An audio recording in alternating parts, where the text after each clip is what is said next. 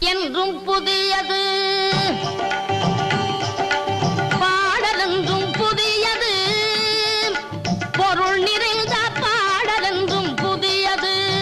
முருகா உன்னை பாடும் பொருள் நிறைந்த பாடலென்றும் புதியது. முருகா உன்னை பாடும் பொருள் நிறைந்த பாடலென்றும் புதியது.